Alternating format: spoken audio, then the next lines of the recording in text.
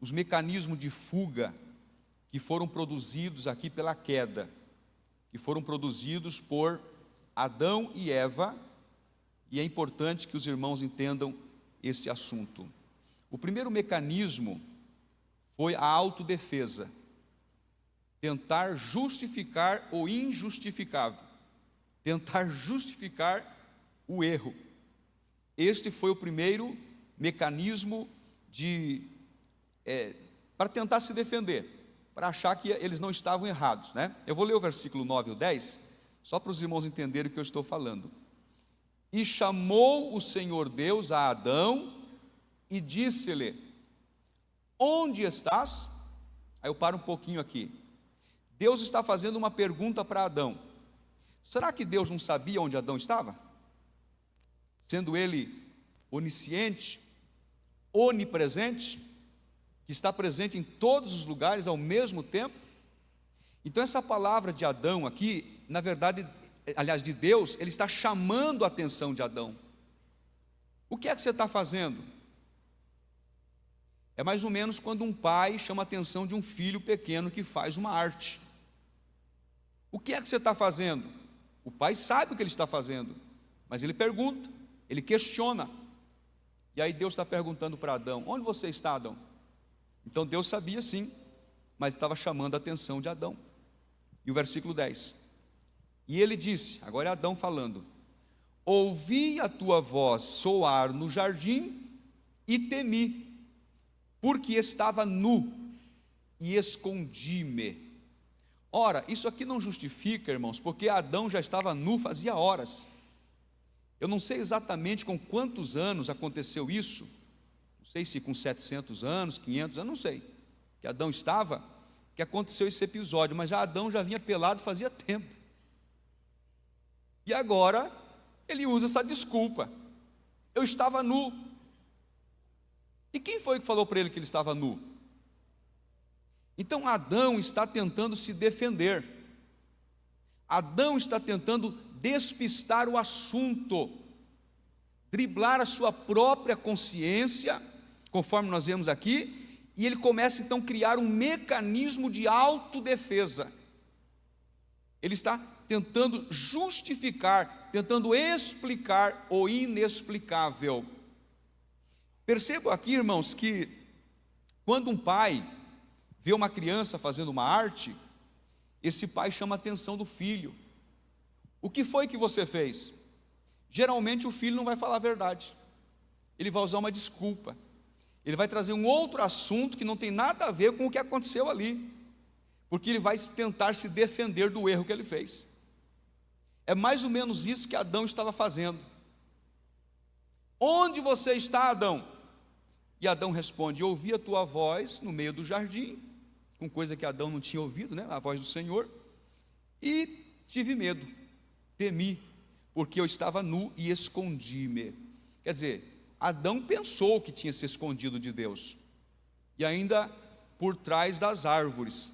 Eu disse aqui na terça passada que o pecado faz o homem tolo, porque ele pensa, né, que se esconde, mas olha o caso de Adão. Adão estava pensando que estava se escondendo, mesmo sabendo que Deus é onipresente, é onipotente e é onisciente. Adão estava, na verdade, sendo um tolo. Então esse é o primeiro mecanismo para tentar justificar, é a autodefesa. E no versículo 11, no versículo 12, agora existe um outro mecanismo, que é a transferência de culpa. Primeiro ele tenta se justificar, autodefesa. Agora ele vai transferir a responsabilidade. Vamos ler o versículo 11 e o 12? E Deus disse: quem te mostrou que estavas nu? Olha Deus perguntando para Adão: comeste tu da árvore que te ordenei que não comesses? Qual foi, irmão? Qual foi da árvore? Qual foi a árvore que Adão comeu? O fruto do conhecimento do bem e do mal. Não foi o fruto da árvore da vida, porque na verdade não estava proibido até então. De todas as árvores do jardim, eles podiam comer livremente. Só tinha uma exceção: a árvore do conhecimento do bem e do mal. Não poderiam comer, porque do dia em que comessem daquele fruto, certamente eles morreriam. Deus tinha afirmado isso. Então Deus está perguntando: você comeu da árvore que eu te ordenei para não comer? Aí vem a resposta de Adão.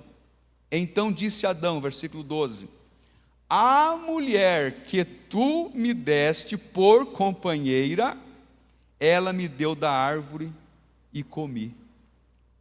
Para quem é que Adão está transferindo a responsabilidade da culpa aqui? Para quem? Para a mulher dele, que até então não tinha nome ainda, viu, irmãos? A mulher sem nome. Pode notar que ela não é chamada pelo nome aqui. Depois, lá na frente, que ela vai receber o nome. Então é chamada de mulher. A mulher que tu me deste por companheira. Então Adão não aceita a responsabilidade, não aceita a culpa e transfere toda a culpa para a sua mulher. E de certa forma ele está também acusando Deus. Ele não está só acusando a mulher aqui, ele acusa Deus, quer dizer, a mulher que tu me deste. O Senhor tem parte nesse negócio. Eu não errei sozinho, o Senhor errou comigo também, não é? Mais ou menos assim: se o Senhor não me desse esse presente de grego aí, Deus, eu não teria cometido esse pecado. Não que eu estou dizendo que as mulheres sejam presente de grego, viu, irmãs? Me entendo aí. Mas é mais ou menos assim, numa linguagem popular. Adão poderia estar dizendo mais ou menos isto: esta mulher que o Senhor me deu, ela me deu do fruto e eu comi, por isso que eu estou nesta situação. Então, em última instância, a culpa é do Senhor também, porque é por causa dela que eu estou nesta situação. Transferência de culpa. Nós aprendemos na terça passada aqui, quem é o culpado pelo pecado no jardim do Éden? Quem é? Adão. Quem é que diz isso? O apóstolo Paulo. No Novo Testamento, o apóstolo Paulo vai dizer que por um homem entrou o pecado no mundo. E quem é este homem? Adão. Então Adão foi o culpado, a mulher foi enganada, mas a mulher também podia ter dado uma forcinha, né? Mas aqui a culpa é de Adão. Adão recebe e carrega consigo esta culpa, mas ele não quer assumir essa responsabilidade. Ele não quer trazer para ele, então ele transfere. É mais fácil, né, irmãos? É mais fácil falar assim: ó, fulano errou. Até lá no trabalho, às vezes, quando a gente comete uma falha, né, a gente quer dizer assim: eu fiz isso por causa de fulano, eu errei por causa de fulana. Então é mais fácil a gente transferir responsabilidade. Você sabe qual é a frase que a gente menos fala na vida, irmãos? Qualquer um de nós, que nós menos falamos na vida: eu errei, eu pequei. Essa é a frase que menos usamos, porque é mais fácil dizer fulano errou, fulana pecou. É assim ou não é? Transferência de responsabilidade, transferência de culpa. Pois bem, então o pecado entrou no jardim do Éden por quem? Por Adão. Só que eu devo dizer aos irmãos que o pecado já existia, viu, irmãos? O mal já existia. Onde foi a origem do mal? No coração do querubim ungido, que quis ser mais do que Deus, ou igual a Deus. Então Deus o lança para a terra. Diz a Bíblia que Deus o expulsou do céu. Então o pecado, quando chegou no jardim do Éden, já existia. Por isso que a serpente falando ali já era uma incorporação do diabo, de Satanás, que se incorporou na serpente para falar com Eva. Você está entendendo, irmão, a palavra de Deus? Então a origem do mal não foi primordialmente lá no jardim do Éden, foi lá no coração do querubim ungido, que se rebelou contra Deus. Tá? Então ele cometeu esse pecado, Deus o expulsou do céu, e ele veio para a terra, e ali se incorporou numa serpente, e agora vai cometer o pecado também, vai fazer com que o pecado entre na humanidade. Pois bem, esse é o segundo mecanismo, chamado de transferência de culpa. O terceiro mecanismo chama-se não assumir a culpa. Está no versículo 13. Vamos lá? E disse o Senhor Deus à mulher: por que fizeste isto? E disse a mulher: a serpente me enganou e eu comi. Então nota aqui, irmãos, que primeiro Deus vai em quem? Deus vai a Adão, que é o responsável pelo pecado. Só que ele transfere a culpa para quem? Para a mulher. E então Deus vai até a mulher, porque ela também não assume a culpa. Deus vai até ela e ela transfere para quem a culpa? Para a serpente. Transferência de culpa e não assumir também a culpa ou a responsabilidade. Olha o que diz o texto aqui, ó. A serpente me enganou e eu comi. Quer dizer, nem Adão, nem Eva assumem a responsabilidade do seu ato. Quão difícil é, né, irmãos? O ser humano assumir a responsabilidade dos seus erros. Então eles tentam enganar a Deus, mas na verdade estavam enganando a eles mesmos, porque a Deus ninguém engana. Ninguém até hoje conseguiu enganar a Deus. Não é verdade, irmãos? Então eles recorrem aqui a uma tentativa de fuga para não assumir a responsabilidade de seus erros e de seus pecados. Eles arrumam uma desculpa. Adão disse: a mulher que o Senhor me deu, ela é culpada. A mulher não assume a responsabilidade, a serpente é culpada. Aí Deus não aceita a desculpa deles, não, viu, irmãos? Deus não é bobo, né, irmão? O que é que diz a Bíblia? Não erreis. De Deus ninguém zomba. Ninguém engana a Deus. Aquilo que o homem semear, isso também ceifará. Então a Deus ninguém até hoje conseguiu enganar e nem vai enganar jamais. O que acontece então? Agora vem a consequência da queda. Aquilo que o homem semear, isso também ceifará. Então volta um pouquinho para o versículo 12. Qual foi a primeira consequência desse pecado? Vamos lá? Agora vamos para as consequências. Então disse Adão: a mulher que me deste por companheira, ela me deu da árvore e eu comi. Eu imagino que Eva estava do lado escutando essa conversa. Irmão, será que a Eva ficou muito feliz? O que as irmãs diriam? O maridão. Já tinham casado, né? O maridão. Está dizendo assim: a mulher que o Senhor me deu. E aqui, meu irmão, aqui começa a primeira briga conjugal. E de lá para cá não parou mais, viu? Aqui começa o primeiro conflito conjugal. Eu imagino que depois que Deus deu uma retirada, né? O que Eva deve ter falado para esse Adão? Eu não quero nem imaginar, viu, irmãos? É por isso que hoje todos os casais têm os seus contratempos. Todos. Deixa eu perguntar se tem algum casal aqui que nunca brigou. Que nunca brigou. Levante a mão só para mim te conhecer. Não tem. Eu olhei para trás, aqui também não tem. Passa a receita. Não há casamento perfeito. Não há. Você pode procurar em todos os lugares desse mundo, você nunca vai encontrar um casamento perfeito. É a consequência, irmãos. É a consequência de Adão e Eva. É a primeira consequência para o casal.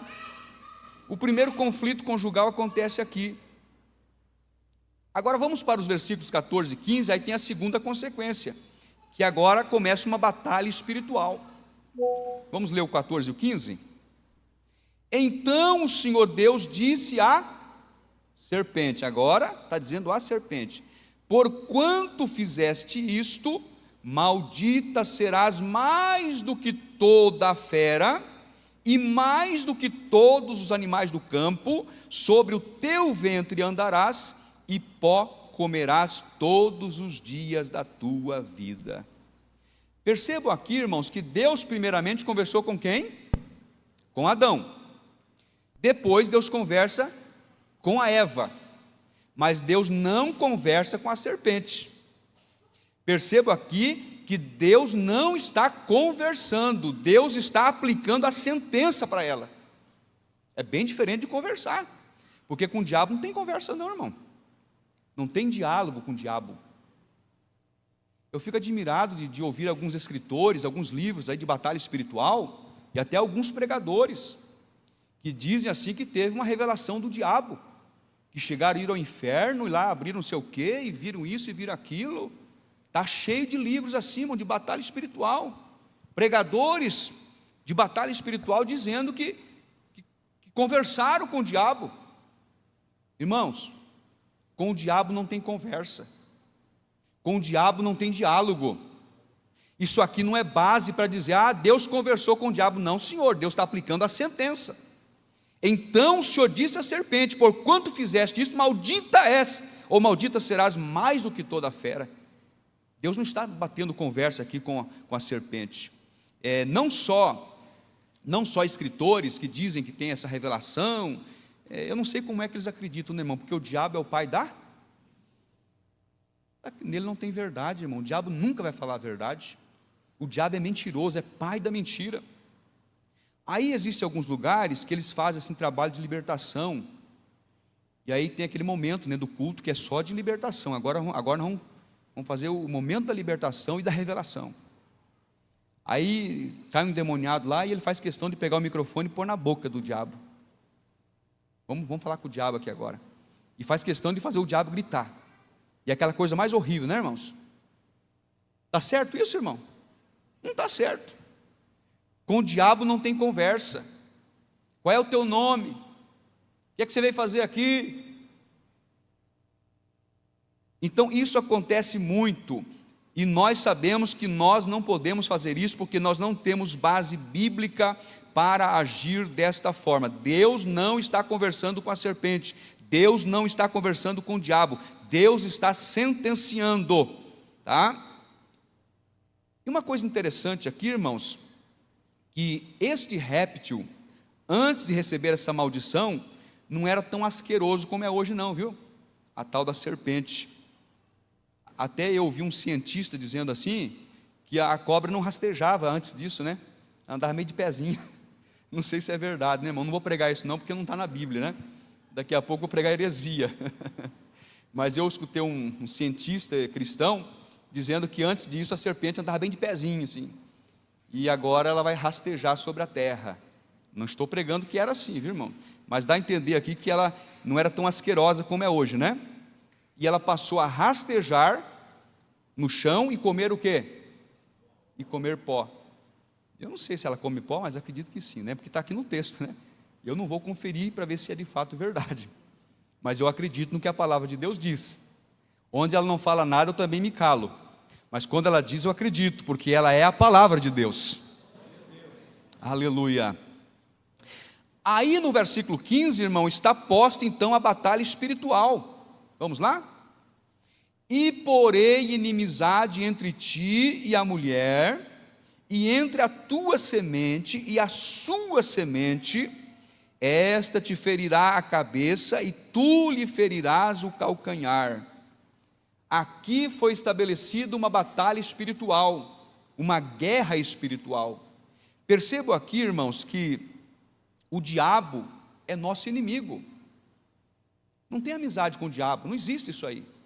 O diabo é o arqui-inimigo de Deus e é também o nosso inimigo. Eu posso dizer que é até o nosso arqui-inimigo. Então grave bem isto: qualquer pessoa que faz parceria com o diabo não é de Deus não, viu? Qualquer pessoa que entra no jogo do diabo, eu vou citar um exemplo aqui, é o caso do satanismo. O satanismo está crescente no Brasil hoje, viu, irmãos?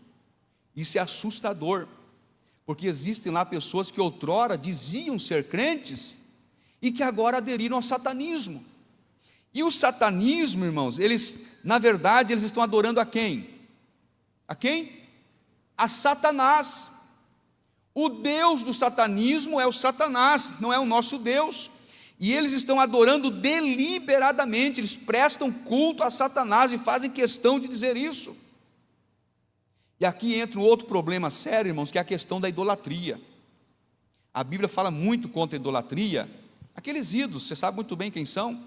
Aqueles ídolos de madeira, de gesso, de barro, que mais? de vidro, de ferro, de mármore, de granito, que eles revestem de ouro, revestem de prata, revestem de bronze. A Bíblia diz que esses ídolos nada são, mas o problema é quem está por trás dos ídolos. E o apóstolo Paulo não teve medo de dizer quem é que está por trás dos ídolos: os demônios. Por trás dos ídolos estão os demônios. Então, quando alguém se prostra diante de um ídolo para adorar, quem é que ele está adorando? Você tem coragem de falar, irmão? Satanás. Não está adorando a Deus. É por isso que é muito sério que nós estamos falando. O diabo é nosso inimigo, irmãos.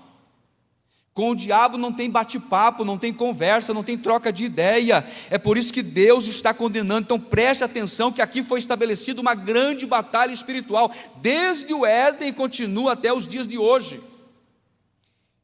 Então o diabo é o nosso inimigo, aquele que está 24 horas por dia ao nosso derredor, porque ao redor está o anjo do Senhor, viu, irmão? Mas ao derredor está o diabo, rugindo como se fosse um leão, procurando a quem possa tragar. E aí que nós temos que nos acautelar, ter muito cuidado, porque o diabo não brinca de ser diabo, o diabo não brinca em serviço. Você está entendendo a palavra do Senhor aqui esta noite, irmão? Resista pela fé ao diabo em nome de Jesus, porque ele está por aí, viu? Está ao derredor. Daqui a pouco você sai para sua casa e ele começa a colocar a pontinha do nariz aí para querer te incomodar, mas em nome de Jesus está repreendido, viu, irmãos? Receba de Deus um livramento aqui agora, em nome de Jesus Cristo, porque o diabo é nosso inimigo.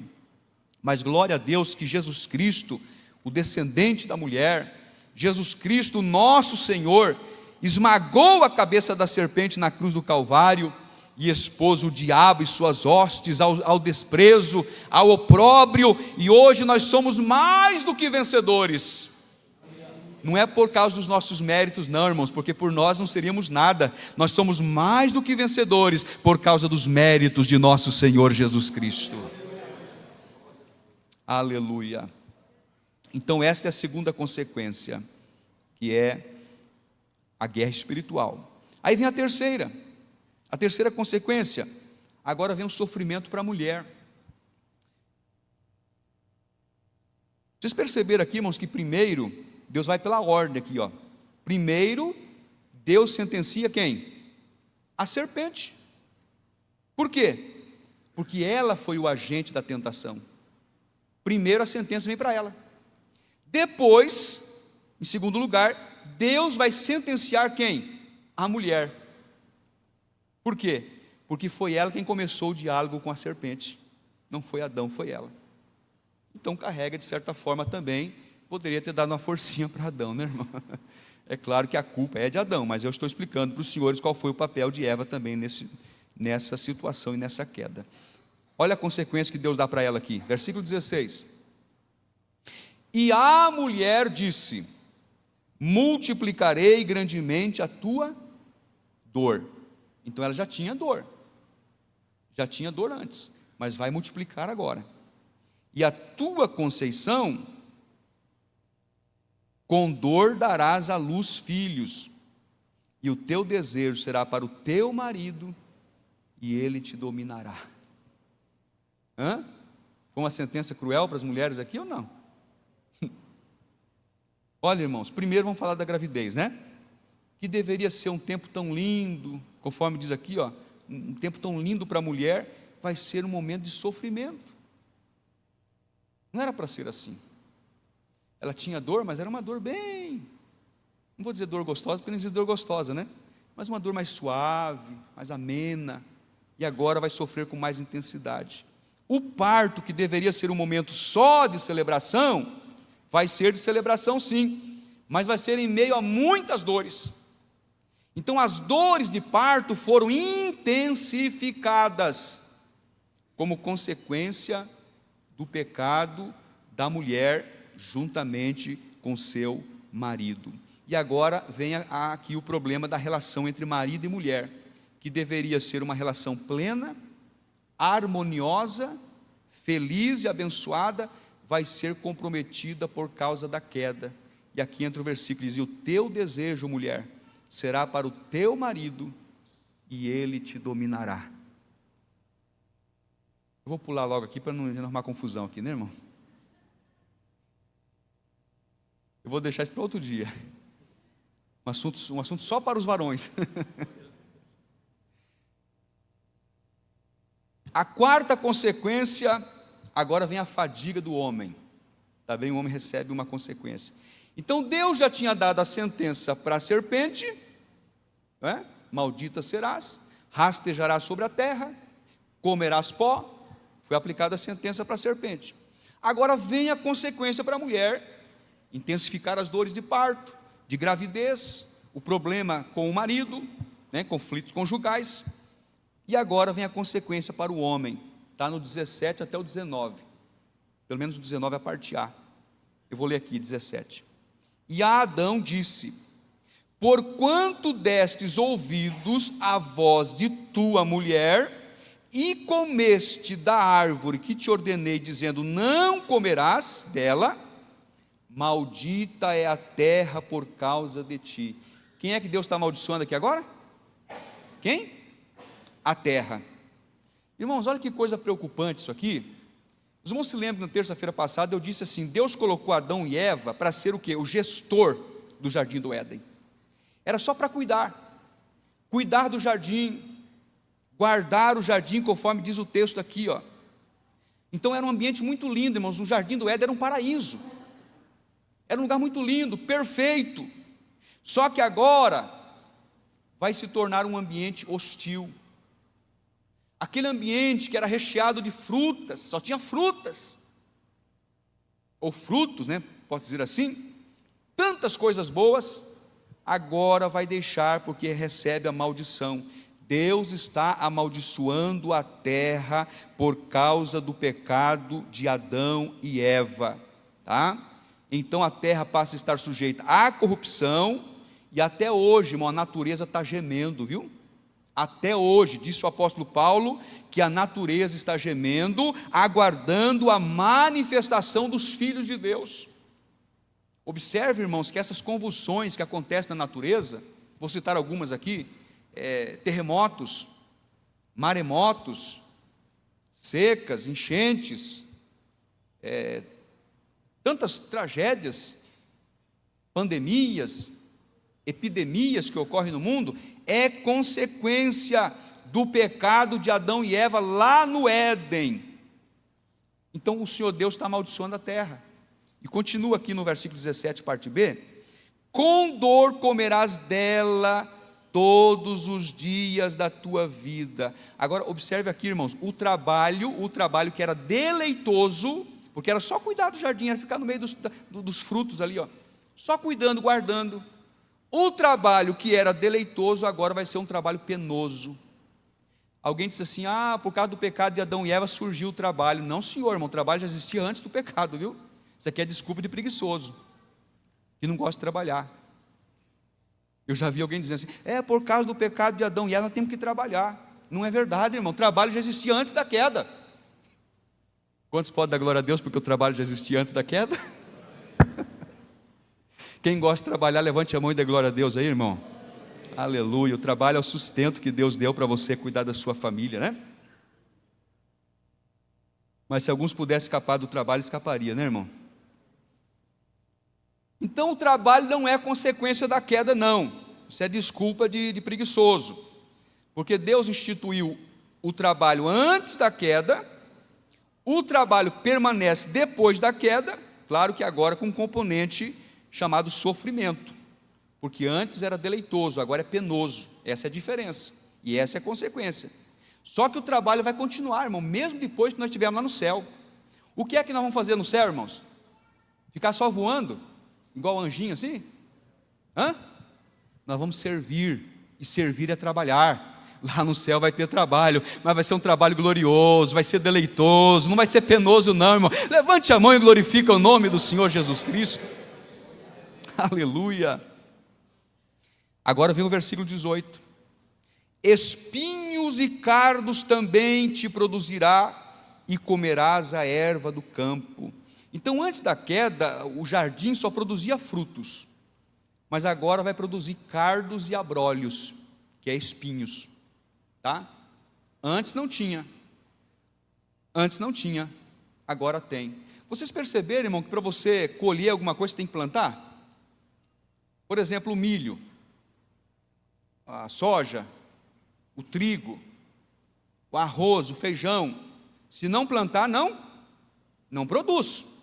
Tem que plantar, tem que cultivar. Você vai ter que plantar, vai ter que regar, vai ter que adubar, né, a herbicida, a inseticida, cultivar, senão você não colhe nada. Enquanto que os cardos e abrolhos nascem por conta lá, viu, irmão? Pode dar sol, chuva, o mato nasce e cresce do mesmo jeito. E não precisa plantar. Isso aqui é consequência também da maldição do homem, viu? O homem errou, agora vem um mato aí, você tem que passar um roundup, tem que carpir, tem que se virar. E o mato vem, irmão, não se pode ficar 3 meses, 1 mês, 1 ano sem chuva, o mato cresce do mesmo jeito. Então é a consequência, dizendo assim, ó, espinhos e cardos também te produzirás e comerás da erva do campo. Então esses espinhos, esses cardos, esses abrolhos, nascem naturalmente, ninguém precisa plantar, é consequência do pecado. Amém? Está entendendo aí, irmão? Agora vamos para o versículo 19. No suor do teu rosto comerás o teu pão. Ou seja, a sobrevivência não vai ser fácil, irmão. Vai ter que suar muito, tá? Vai sobreviver, vai comer, mas é com trabalho penoso. É com o suor do teu rosto, é com fadiga. E isso também é consequência do pecado. Então, o trabalho se agravou, se tornou penoso. Agora vem a parte pior de todas elas. Até que te tornes a terra, porque dela foste tomado, porquanto és pó, e em pó te tornarás.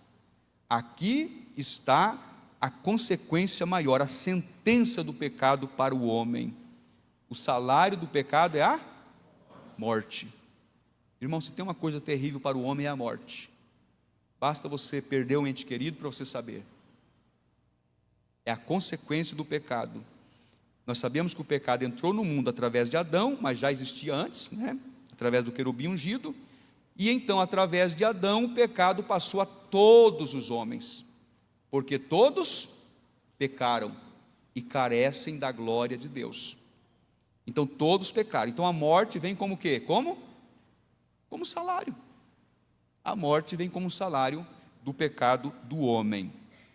Dizendo assim, ó, tu és pó e ao pó tornarás. Então se o homem veio do pó e tornará o pó, então o homem é o quê? É pó.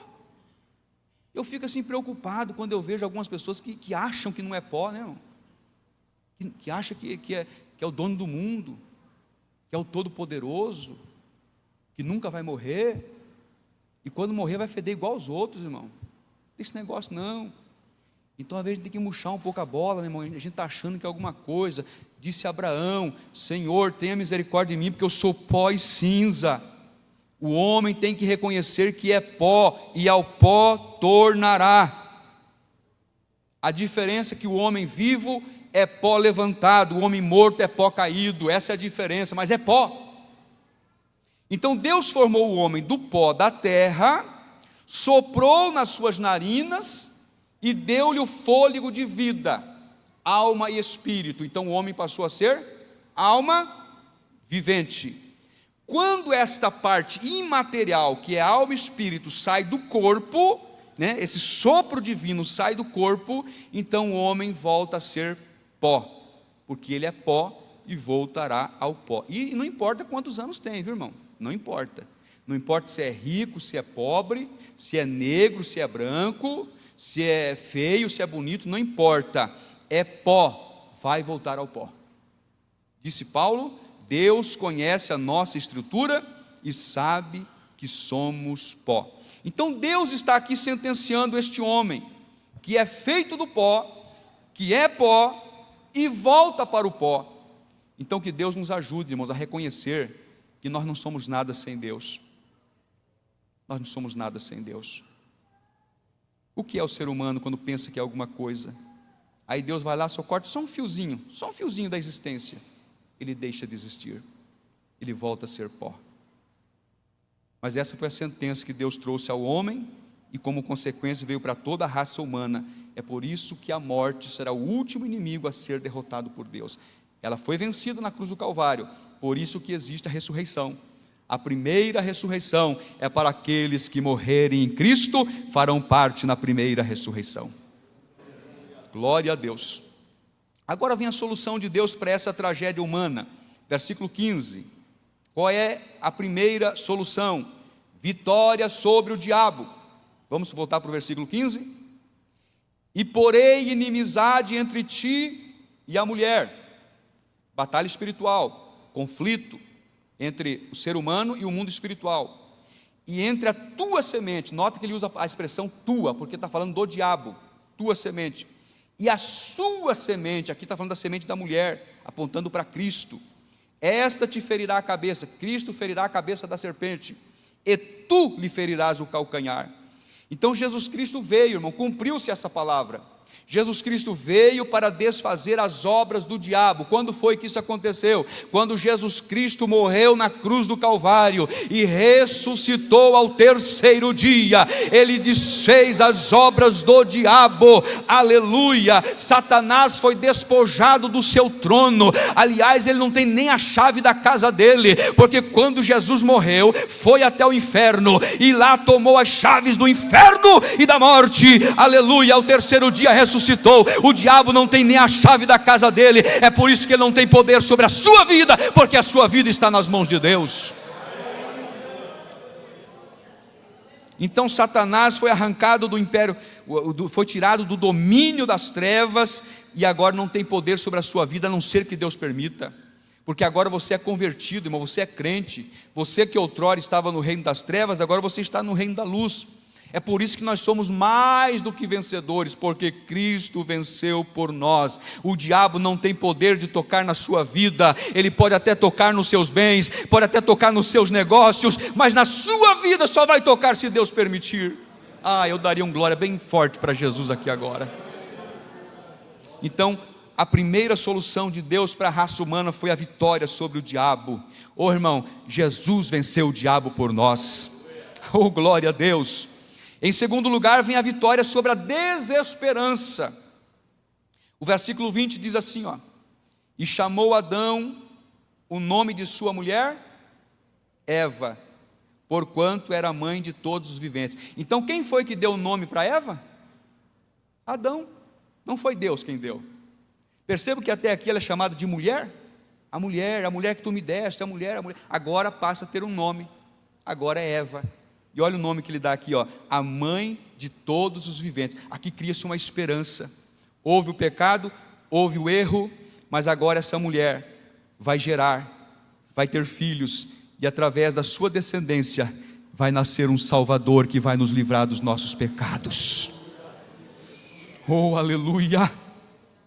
Aleluia! Adão dá o nome para ela, porque até então não tinha nome, porque já nasceram grandes, viu, irmãos? Foram os únicos que não nasceram crianças. Já foram feitos grandes, não tiveram infância, não foram bebês, já foram criados adultos, prontos um para o outro, viu? Para uma vida conjugal feliz. Já saíram da forma pronto para ter relação sexual, para casar, para viver casados. Não nasceram crianças. Então, Adão aqui dá o nome de Eva, ele está dizendo assim, é por meio dessa mulher aqui, Eva, que virá esperança para esse mundo. E qual é a esperança do mundo? O Messias que estava prometido antes da fundação do mundo. Quando ele dá o nome a essa mulher, ele está dizendo assim, haverá uma esperança. E quando nós lemos todo o livro de Gênesis, a gente consegue ver a esperança correndo pelo livro como um rio cristalino, porque vai nascer Sete, a geração piedosa, depois vem Enos, depois vem Noé, depois vem Sem, depois vem Abraão, depois vem Isaac, depois vem Jacó, vem Judá, vem Davi, e da descendência de Davi vem Jesus, o Messias, que um dia morreria na cruz, e ao terceiro dia ressuscitaria para a nossa salvação e para a nossa glorificação. Essa é a esperança. Quando Adão dá o nome de Eva, ele estava dando uma esperança, vai nascer o Salvador do mundo. Oh, glória a Deus. E em terceiro lugar, em último lugar, porque eu já vou parar, a vitória sobre o pecado. Vamos ler o versículo 21. E fez o Senhor Deus a Adão e a sua mulher túnicas de peles, e os vestiu. Até então eles estavam vestidos de quê? Cozeram folhas de figueira, e fizeram para si aventais. Aí Deus disse assim: não, vamos mudar esse negócio aí. Não é questão aqui de beleza, viu, irmãos? Não é questão de indumentária, pior ou melhor. Esse versículo aqui está prefigurando o sacrifício de Cristo. Só uma folhinha de figueira não ia resolver o problema. Vou matar um animal, Deus mata um animal, e eu creio que seja um cordeiro, e esse animal, o sangue é derramado, estava prefigurando o sangue de Cristo, que seria derramado na cruz do Calvário, e daquela pele daquele animal, o Senhor Deus fez vestimentas, cobriu Adão e Eva. Oh irmão, só o sangue de Cristo pode nos purificar dos nossos pecados, e esconder a nossa nudez, porque nós somos pecadores, mas precisamos de alguém que nos substitui. É por isso que o sacrifício foi sacrifício vicário. O sacrifício de Cristo é sacrifício vicário, que é sacrifício substituto. Cristo nos substituiu e morreu em nosso lugar na cruz do Calvário. Oh, aleluia! Então Deus sacrifica o animal, faz vestes próprias para Adão e Eva, apontava para o sacrifício de Cristo, porque somente pelas vestimentas de Cristo nós podemos ser salvos, só pelo sangue de Cristo nós temos os nossos pecados perdoados. Eu quero convidar você para estar em pé nesse momento. Vocês perceberam que depois disso Deus expulsa Adão e Eva do jardim do Éden? Porque eles comeram do fruto proibido, o fruto do conhecimento do bem e do mal. Aí Deus disse assim: agora eles têm conhecimento do bem e do mal, têm que sair do jardim, porque senão eles vão comer agora do fruto da árvore da vida. Só que tem uma coisa, irmão, Deus ainda deu uma oportunidade para o homem poder comer do fruto da árvore da vida. E quando isso ocorre? Quando a pessoa entrega a sua vida para Jesus. Quase que não tem visitantes hoje, mas eu não vou deixar de fazer um convite aqui, irmão, porque vai que tem. Vai que tem alguém que quer entregar a sua vida para Jesus, para ter os seus pecados perdoados, o seu nome escrito lá no livro da vida do Cordeiro. E se Jesus voltar essa noite, você vai subir, não importa se você aceitou hoje, você vai subir. Aleluia. Tem alguém? Eu lanço um desafio. Aqui está uma pessoa. Oh, glória a Deus. Olha aí, ó, o Espírito Santo. Vem aqui à frente, querido irmão. Jesus vai perdoar os teus pecados. Os céus se abrirá sobre a vida deste homem esta noite. Oh, Ramanda Rabassuri canta Rabacaia. Olha o Espírito Santo fazendo a obra aqui, irmãos. É o Espírito de Deus. Hoje ele vai ser vestido com a justiça de Cristo. Hoje Jesus vai perdoar os pecados dele. A partir de hoje não haverá mais passado na vida deste homem. A partir de hoje vai ser um novo homem, uma nova criatura. Eu estou profetizando vida nova para ele hoje. Eu estou profetizando vitória de Deus para ele hoje. Os demônios estão furiosos, mas o sangue de Jesus tem poder. Quantos podem glorificar o nome do Senhor Jesus Cristo? Ele morreu para perdoar os teus pecados. Quem sabe há uma segunda pessoa que quer tomar essa decisão esta noite. Aqui está uma alma para Jesus. Esta alma vale mais que o mundo inteiro perdido. Essa alma é preciosa para Jesus. Quero andar de valor em valor e seguir a Jesus, meu Senhor, até que um dia receba no céu a coroa que me dará Deus. Diga mais uma vez, quero andar de valor. Quero andar de valor em valor e seguir a Jesus, meu Senhor, até que um dia receba no céu a coroa que me dará. Deixa eu perguntar se há mais alguém. Quem sabe tem alguém parado que fracassou na fé. Faz dias que você perdeu a comunhão com Deus. Tem alguém aí que está parado na fé. Faz dias que você estacionou. Não vou nem te chamar de desviado. Desviado é o diabo. Você parou por algum motivo. Eu quero te convidar para vir aqui à frente. Eu vou orar por você. Pode ser que tenha um recomeço para você hoje, assim como Deus está dando vida nova para este homem aqui hoje. Oh, aleluia! Eu estou sentindo a presença gloriosa de Deus nesse lugar. Cante mais um pouquinho, irmão Zé, porque esse ambiente está espiritual.